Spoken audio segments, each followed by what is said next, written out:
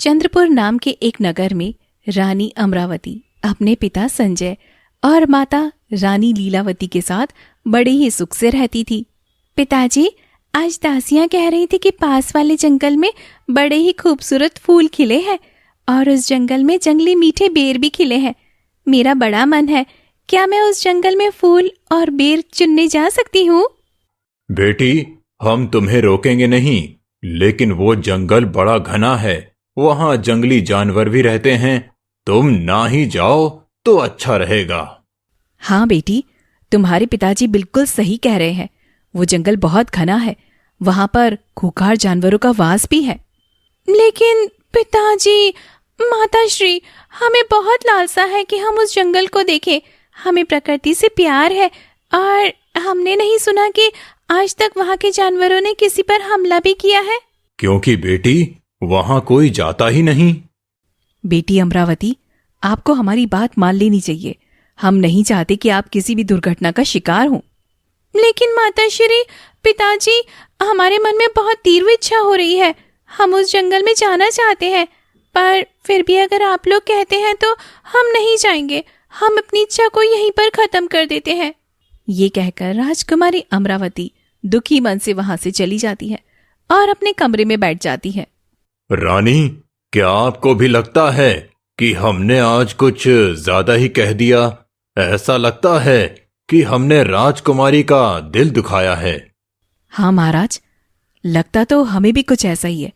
हमें राजकुमारी को मनाना चाहिए। महारानी, आपको लगता है कि हमें राजकुमारी को उस जंगल में भेजना चाहिए?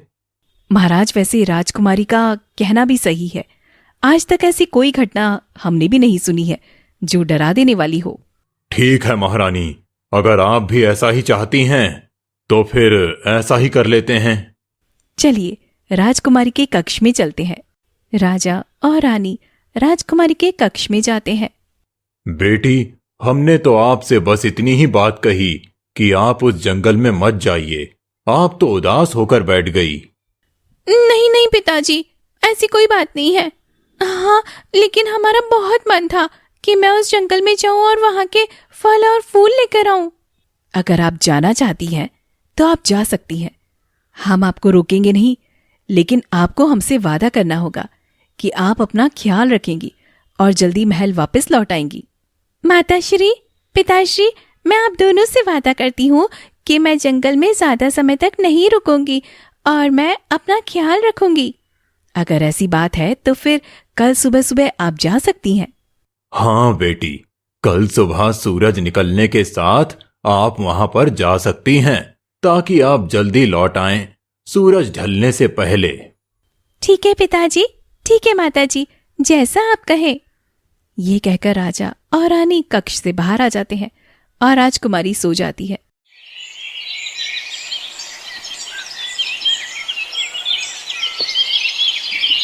सुबह होते ही राजकुमारी महल से जंगल के लिए निकल जाती है।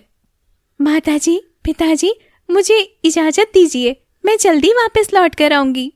बेटी, तुम एक भी दासी को साथ नहीं लेकर जा रही हो? हाँ बेटी, दासियों को साथ ले जाओ। पिताजी, मुझे वहां अकेले ही जाना है। दासियां साथ होती हैं तो मैं उतना आनंद नहीं ले पाती हूँ।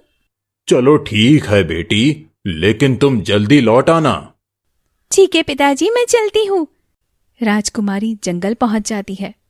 ये जंगल कितना खूबसूरत है, कितना हरा भरा है। माताजी, पिताजी ने कहा था कि यहाँ पर जानवर है, लेकिन मुझे तो अभी तक किसी जानवर की आवाज सुनाई नहीं दी। लेकिन फूलों की सुगंध जरूर से आ रही है। ये फूल कितने खूबसूरत होंगे जिनकी सुगंध इतनी अच्छी है। अरे ये देखो, ये रहा वो फूल, कितना खूबसूरत है। मन कर रहा है सिर्फ एक फूल नहीं, एक पौधा उखाड़ कर ले जाऊं और अपने महल के बीचों बीच उसे लगा दूं। हाँ, मैं ऐसा ही करूंगी। फूलों के पौधे तो मुझे मिल गए, अब फलों की बारी है। अब खट्टे मीठे बेर कहाँ पर है? आगे आगे निकल जाती हूँ, शायद मुझे वहां पर खट्टे मीठे बेर जंगल के बीचों बीच मिल जाए। तो वहां है। मैं जल्दी से बेर निकाल लेती हूँ और अपनी टोकरी में भर लेती हूँ। एक जग भी लेती हूँ। अरे वाह, इसका स्वाद तो बहुत अच्छा है। माताजी और पिताजी को भी ये बहुत पसंद आएंगे। राजकुमारी बेर तोड़ने लगती है, तभी काले बादल घिरने लगते हैं और एकदम अंधेरा हो जाता है। ये सब क्या हो रहा है? थोड़ी देर पहले तो इतनी धूप खिल रही थी, अचानक से ये काले बादल कहाँ से आ गए? जंगल में तो अंधेरा हो गया है, अब हमें घर की तरफ चलना चाहिए, लेकिन कुछ नजर क्यों नहीं आ रहा है? महाराज देखिए, कितने काले बादल घिरा है। राजकुमारी जंगल में अकेली है। अब हम क्या करें? महारानी, हमें भी बहुत चिंता हो रही है। हर तरफ अंधेरा छा गया है। ऐसा लगता है कि बहुत तेज बारिश होने वाली है। महाराज, मुझे ये बादल वर्षा वाले नहीं लग रहे हैं। ये किसी घोर आपदा का संकेत है। ये जंगल में रास्ता दिखाई नहीं दे रहा है। मुझे समझ नहीं आ रहा है कि जंगल से बाहर कैसे निकलूं। तभी चंद्रपुर नगर पर एक बादल फट जाता है और बहुत तेज बाढ़ आ जाती है, जिससे पूरा नगर बह जाता है। राजा रानी का महल भी बह जाता है और राजा रानी का कोई भी अता पता नहीं होता। जंगल में राजकुमारी भी बाढ़ की चपेट में आ जाती है। हे भगवान, ये सब क्या हो रहा है? इतनी तेज बाढ़, ये बाढ़ का पानी मुझे कहाँ ले जा रहा है? मैं तो बस बहती जा रही हूँ, कोई किनारा नजर नहीं आ रहा है। ऐसे तो मेरी जान चली जाएगी। मुझे कहीं तो किनारा खोजना होगा, नहीं तो न जाने ये बाढ़ का पानी मुझे कहाँ पर बहा कर ले जाएगा। आखिरकार मैं इस पानी से बाहर कैसे निकलूं? ये तो बहता ही जा रहा है। पानी का उफान राजकुमारी को एक किनारे पर लाकर पटक देता है और राजकुमारी बेहोश हो जाती है। अरे, ये मनुष्य इस जंगल में क्या कर रहे हैं? लगता है बाढ़ ने इस लड़की को इस जंगल में पहुंचा दिया है। क्या ये जिंदा है? जरा देखकर बताओ, तुम इसे सूंघ कर बताओ कि ये जिंदा है या फिर नहीं। हाँ, इसकी सांसें चल रही हैं। ये जिंदा है। थोड़े समय में इसे होश आ ही जाएगा। अरे, तुम दोनों क्या बातें कर रहे हो? और ये लड़की ये यहाँ कैसे आई? क्या ये जिंदा है? हाँ नन्हे खरगोश, ये जिंदा है, लेकिन बेहोश हो गई है। बाढ़ के प्रकोप ने इसे अपनी चपेट में ले लिया। ना जाने बेचारी कहाँ से बहती इस जंगल तक पहुंच गई। मैं कहाँ हूँ? क्या कोई मेरी आवाज सुन सकता है? प्यारी लड़की, उठो, तुम सुरक्षित हो। कौन बात कर रहा है? कोई दिखाई नहीं दे रहा है। अपने पीछे देखो, मैं एक पेड़ हूँ, मैं बोल सकता हूँ। क्या कोई भूत है? मुझे मत डराओ, मैं पहले से ही बहुत परेशान हूँ। मैं भूत नहीं हूँ, मैं बस एक जादुई पेड़ हूँ जो बोल सकता है। और सिर्फ मैं ही नहीं, इस जंगल में हर एक पेड़, हर एक जानवर बात करता है। इसीलिए इस जंगल को जादुई जंगल कहा जाता है। और आज तक कोई इंसान यहाँ पर नहीं आया। ऐसा कैसे हो सकता है कि एक जंगल में सभी पेड़ और जानवर बात करते हो? यही तो जादू का कमाल है। तुम्हें यकीन नहीं होता तो मैं तुम्हें दिखाता हूँ। नन्हे खरगोश, प्यारे हिरण, जरा सामने तो आओ। प्यारी लड़की, अब तुम कैसा महसूस कर रही हो?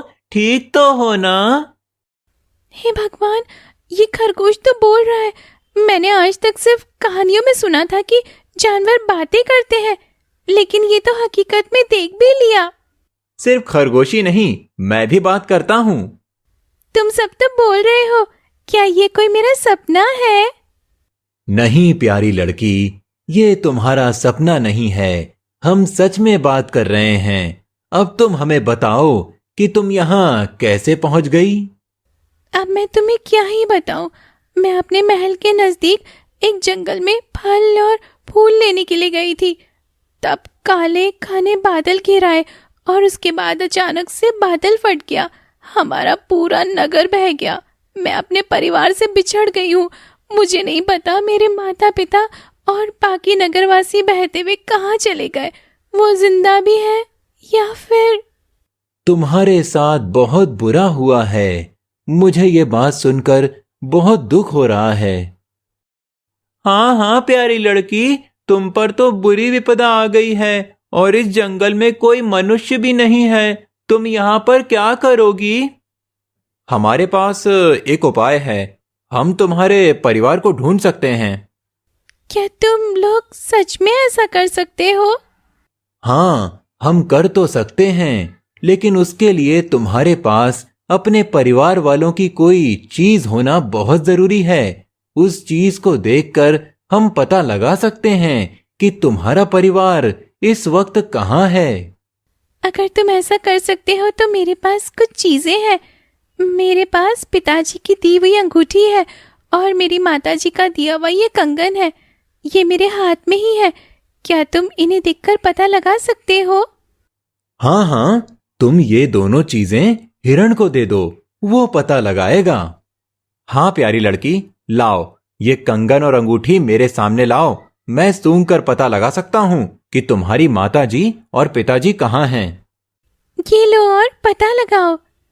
जादुई हिरन उस कंगन और अंगूठी को सूंघता है और उसके बाद जादू से वो राजकुमारी के माता पिता को ढूंढ निकालता है। प्यारी लड़की, तुम्हें जानकर खुशी होगी कि तुम्हारे माता पिता सुरक्षित हैं और मैं उन्हें देख पा रहा हूँ। लेकिन एक मुश्किल भरी बात भी है। और वो बात क्या है?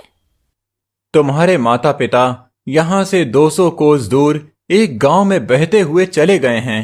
वो वहीं पर रह रहे हैं और गांव वाले उनका ध्यान रख रहे हैं। गांव वालों की मदद से ही वो बच पाए हैं और तुम्हारे लिए काफी दुखी हैं। लेकिन उस गांव तक पहुंचना इतना आसान नहीं है। हर जगह बाढ़ का पानी है। आखिरकार हम वहां तक पहुंचे कैसे? वैसे सच कहूं तो ये समस्या इतनी बड़ी भी नहीं। पेड़ तुम ही बताओ, मैं अपने माता पिता तक कैसे पहुंचूंगी? आखिरकार कोई रास्ता भी तो नहीं है। हर तरफ बस बाढ़ का पानी है। सिर्फ यही जंगल सुरक्षित लग रहा है। कोई रास्ता ही नहीं होगा तो मैं अपने माता पिता के पास कैसे जाऊंगी? पानी के रास्ते से। तुम्हारा क्या मतलब है? पानी के रास्ते से कैसे जाएंगे? नन्हे खरगोश, अपने जादू का इस्तेमाल करने का वक्त आ गया है। हम तो अपने जादू से कुछ भी कर सकते हैं। तो क्या हम एक लड़की को उसके माता पिता से नहीं मिला सकते? तुम कहते तो ठीक हो, लेकिन हमें क्या करना होगा? हाँ हाँ जादुई पेड़, तुम ही बताओ हमें क्या करना होगा? हमें एक नाव बनानी होगी और पानी के रास्ते से उस तक पहुंचना होगा। लेकिन उस नाव को बनाने में हमें कुछ वक्त लग जाएगा। लेकिन क्या वो नाव हमें वहां पर पहुंचा सकती है? पानी का बहाव बहुत तेज है। क्या हम डूब नहीं जाएंगे? ऐसा कुछ नहीं होगा। उस नाव में तुम्हें संभालने के लिए खरगोश और हिरण दोनों होंगे। तुम चिंता मत करो, मैंने सब सोच लिया है। लेकिन काफी समय उस नाव को बनाने में चला जाएगा। ये लो, तुम ये गाजर खाओ। तुम्हारा बहुत बहुत धन्यवाद। तुम बहुत अच्छे हो। मुझे बहुत भूख लगी थी। इस गाजर से मेरा पेट भर जाएगा। मैं तुम्हारे लिए कुछ और भी फल ले आऊंगा, तुम चिंता मत करो। पहले तुम ये सब खा लो, उसके बाद आगे की योजना बताता हूँ। राजकुमारी जल्दी जल्दी सब फल खा लेती है और इसके बाद पेड़ की योजना सुनने के लिए तैयार हो जाती है। जादुई पेड़, अब मुझे बताओ कि मुझे क्या करना होगा? अब तुम तीनों को जंगल में घूम घूम कर कुछ लकड़ियां, कुछ पत्तियां और कुछ घास इकट्ठा करनी होगी। ध्यान रहे वो घास, वो लकड़ी और वो पत्तियां साधारण ना हो। हमें जादुई लकड़ी, घास और पत्तियों से नाव तैयार करनी होगी। लेकिन तुम्हें उसके लिए चुन चुन कर ये सब लाना होगा। तो हम तीनों को अभी निकलना होगा? नहीं, इस वक्त तो रात हो चली है। इस वक्त जाओगी तो जंगल के सारे पेड़ और जानवर तुम्हें परेशान करेंगे। सब तुम्हारे साथ बात करना चाहेंगे और तुम्हें काम करने का मौका ही नहीं मिलेगा। रात को यहाँ के पेड़ और जानवर सबसे ज्यादा बातें करते हैं। इसीलिए तुम दिन में ये काम करने जाओ और अभी आराम करो। ठीक है, फिर मैं यहीं पर सो जाती हूँ। तुम चिंता मत करो, तुम आराम से सो जाओ, हम तुम्हारा ध्यान रखेंगे। तुम बिल्कुल चिंता मत करो, तुम आराम करो। राजकुमारी आराम से सो जाती है और सुबह होते ही जंगल में नाव का सामान ढूंढने के लिए निकल जाती है। जादुई पेड़, हम चलते हैं और जल्दी लौटते हैं। हाँ ठीक है, तुम तीनों जल्दी वापस आना, नाव बनाना जल्दी शुरू करना होगा। चलो जल्दी जल्दी मेरे पीछे आओ। राजकुमारी, तुम ये लकड़ी उठा लो और वहां से पत्तियां ले लो और यहां से घास ले लो। हमें जंगल में थोड़ा और घूमना होगा, तभी हमें और ज्यादा सामान मिल पाएगा। मैं जादू से एक टोकरी बना देता हूं, तुम उसमें सब इकट्ठा कर लो। ठीक है, जैसा तुम कहो। जादुई खरगोश, जादुई हिरन और राजकुमारी घूम घूम कर सब सामान इकट्ठा करते हैं। तुम तीनों वापस भी आ गए? चलो अच्छी बात है, अब जल्दी काम शुरू कर दो। हमने कभी नाव नहीं बनाई, हम इसे कैसे बनाएंगे? नन्हे खरगोश, हम इसे जादू से बनाएंगे। तुम लोग बस काम शुरू करो। ये सारा सामान एक पंक्ति में रख दो और फिर ये अपने आप जुड़ने लगेगा। क्या सच में ऐसा हो जाएगा? हाँ प्यारी लड़की, लेकिन इसमें थोड़ा सा वक्त लगेगा, पर जब तक तुम सुबह उठोगी तुम्हारी नाव तैयार होगी। ये सुनकर मैं बहुत खुश हूँ। तुम तीनों बहुत ही अच्छे हो। तुमने मेरी इतनी मदद की है। अगर तुम लोग मेरी मदद नहीं करते तो न जाने मेरा क्या होता। शायद मैं अब तक मर चुकी होती। ऐसी बात मत करो प्यारी लड़की, हम तुम्हें कुछ नहीं होने देंगे। तुम अब हमारी दोस्त हो। तुम्हें हम तुम्हारे माता पिता तक पहुंचाकर आएंगे, लेकिन फिर तुम हमें भूल मत जाना। मैं तुम्हें कभी भी नहीं भूलूंगी और मैं तुमसे मिलने भी आऊंगी। लेकिन अपने दोस्त इंसानों को यहाँ कभी मत लाना, नहीं तो वो हमारा जंगल तबाह कर देंगे। मैं कभी नहीं लेकर आऊंगी, हमेशा अकेले लेकर आऊंगी। अब तुम तीनों आराम करो, क्योंकि कल से तुम्हारा सफर शुरू हो जाएगा और तुम्हें बहुत थकावट होगी। ठीक है जादुई पेड़, हम सो जाते हैं और मुझे आशा है कि सुबह तक ये नाव बनकर तैयार हो जाएगी। हाँ प्यारी लड़की, तुम चिंता मत करो, सब हो जाएगा। तुम जल्दी अपने माता पिता से मिलोगी। जादुई हिरन, जादुई खरगोश और राजकुमारी सो जाते हैं और अगली सुबह होती है। अरे वाह, ये नाव तो सच में बनकर तैयार हो गई है। जादू से क्या कुछ भी हो सकता है। ये बहुत खूबसूरत है। ये नाव ऐसी बनी है कि इसके अंदर पानी की एक बूंद भी नहीं आ सकती और हम आसानी से पानी के बहाव के साथ उस गांव तक पहुंच सकते हैं।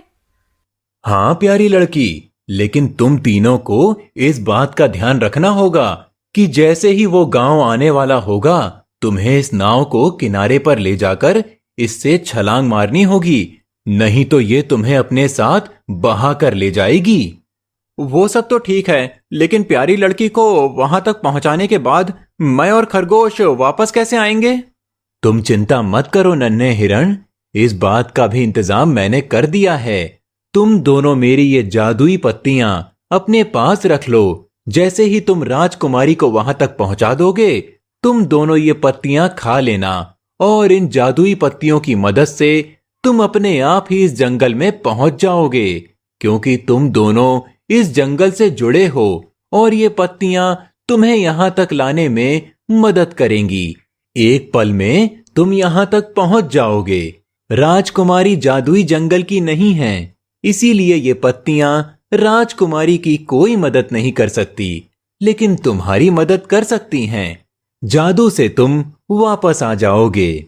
ये तो बहुत अच्छी बात है। मेरी एक ही चिंता थी, वो भी खत्म हो गई। अब हम खुशी खुशी जा सकते हैं। जादुई पेड़, अब हम तुमसे विदा लेते हैं। तुमने बहुत मदद की है। मैं तुम्हारा उपकार जिंदगी भर नहीं भूलूंगी और तुमसे मिलने वापस जरूर से आऊंगी। मैं भी तुम्हें हमेशा याद रखूंगी। इतना उपकार तो कोई इंसान भी नहीं करता जितना तुमने मुझ पर किया है। मैं तुम्हें हमेशा याद रखूंगा प्यारी लड़की। अब तुम जाओ और अपने माँ बाप से मिलो और खुशी से अपना जीवन बिताओ। और ध्यान रखना, जैसे ही वो गांव आए, नाव से छलांग मार देना, नहीं तो तुम लोग ना जाने कहां बहते निकल जाओगे। ठीक है, हम चलते हैं। राजकुमारी, जादुई हिरन और जादुई खरगोश नाव में सवार होकर उस गांव के लिए निकल पड़ते हैं। हमें इस बात का ध्यान रखना होगा कि छलांग कब मारनी है।